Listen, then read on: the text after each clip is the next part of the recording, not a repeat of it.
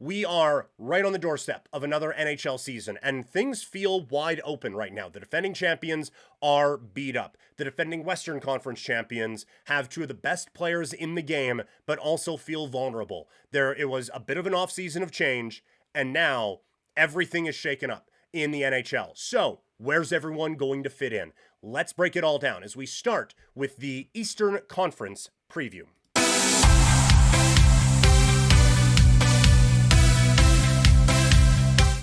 All right, going to run through each team's projected point totals and let you know what we think. We're going to start in the Atlantic Division. Up first, it is the Boston Bruins at 79.5 points.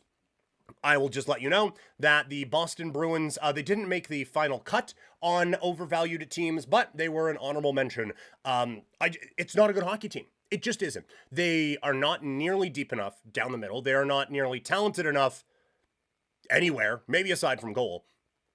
It's not great. It is a time of transition, and they are still holding on to, well, maybe we can something, this, that, or the other thing.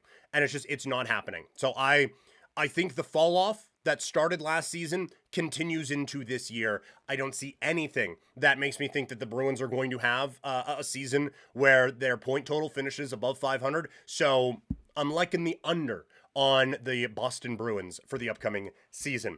Buffalo Sabres at 84.5.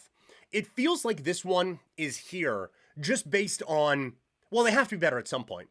Right? Like they got rid of Peterka. They did better in that trade than people think. But I don't think, we're just shooting pens all over the place, I don't think they've added enough to this roster that makes me think, oh yeah, no, now is going to be the breakout time. And they've had enough of the kids there for a bit that their breakouts have happened.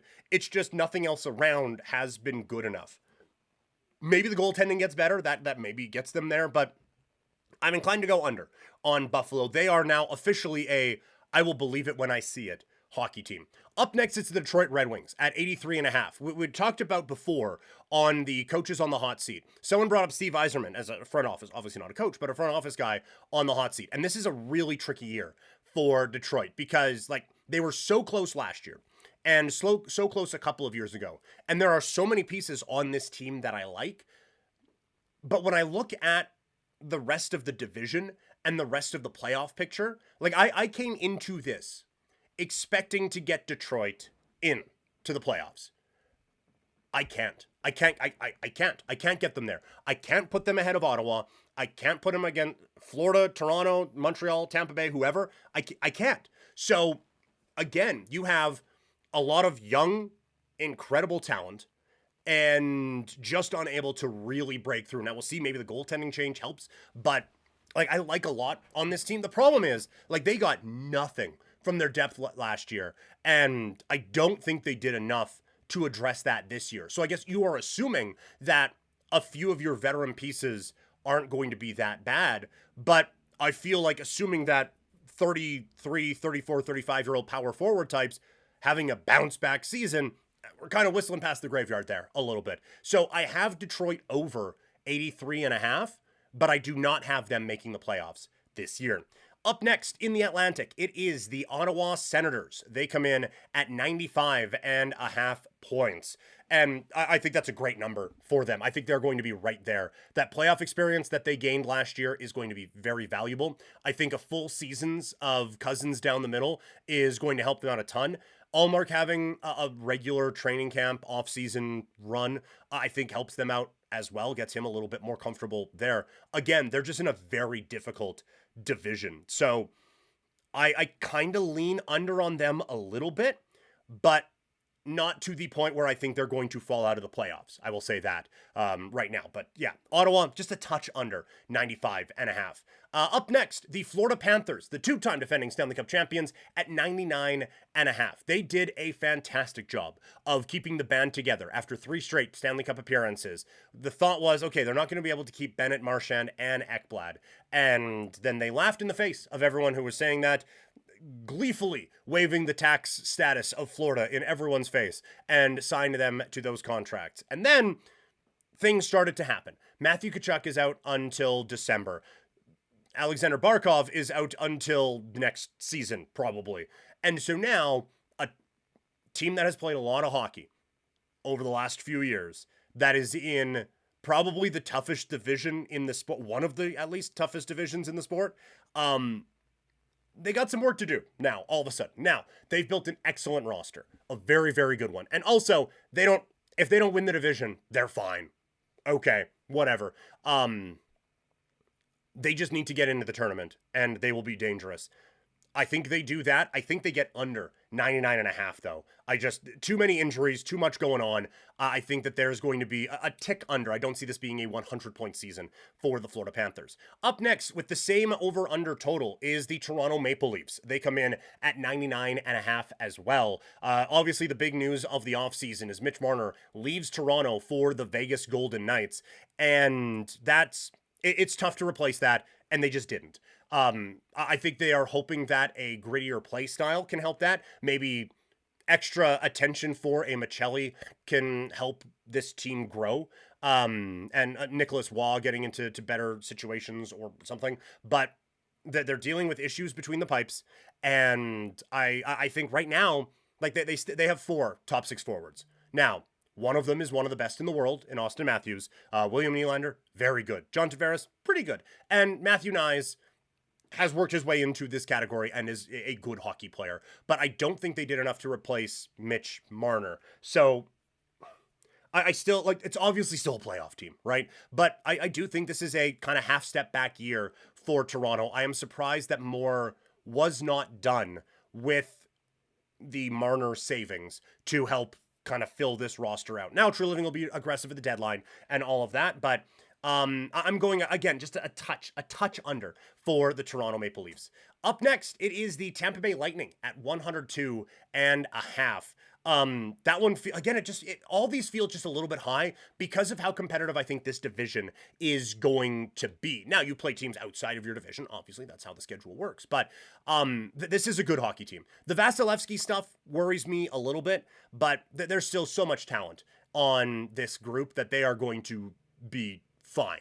I don't have much of a breakdown here. I think it's a really, really good offensive team. I think that they have a very well put together roster.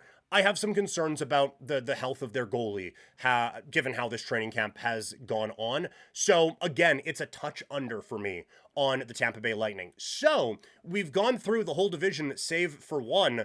This is probably the hottest take I have of the preseason picks. I have Montreal winning this division.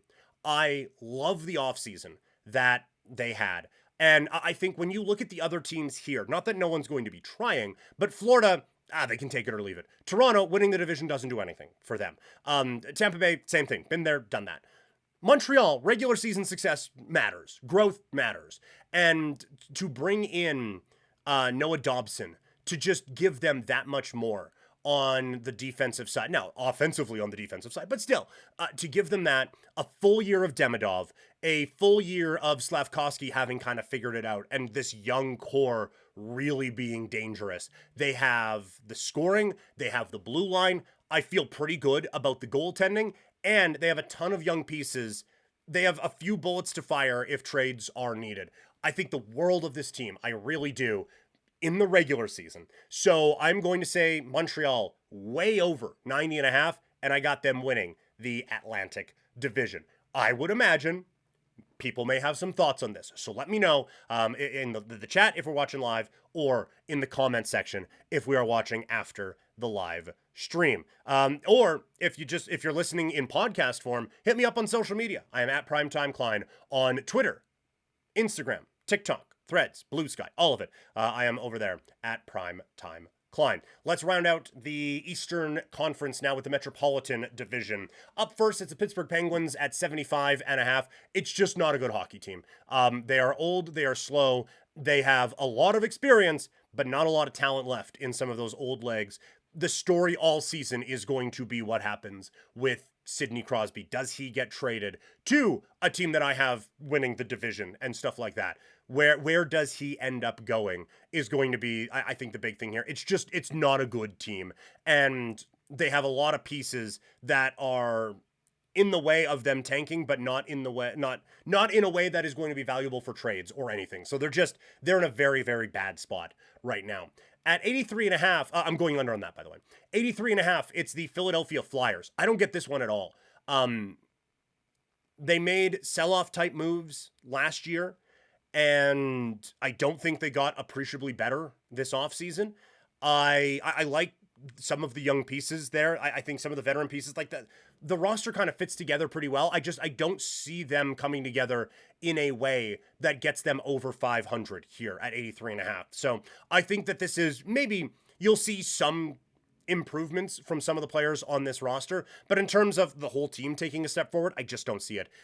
So I'm going under 83 and a half on them. Islanders, kind of same thing. Like they made the Dobson move, and you kind of thought, okay, this is the shift now to this direction. So whatever. I don't view that they didn't do it. So they just made their team a little bit worse.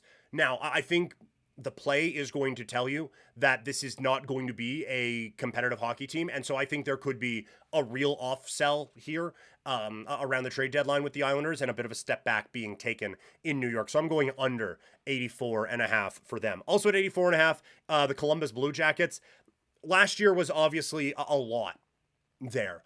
I appreciate that they didn't overspend to kind of fix or fill in some of the holes around there and everything like that, and just continue kind of the normal progression that this organization has. I like a lot of the pieces on this team. I think they are a team where the young pieces have an opportunity to take a real step forward this season. So I have them going over 84 and a half. I like this group quite a bit. New York Rangers, 95 and a half. I think this team's a disaster. Last year was season from hell territory.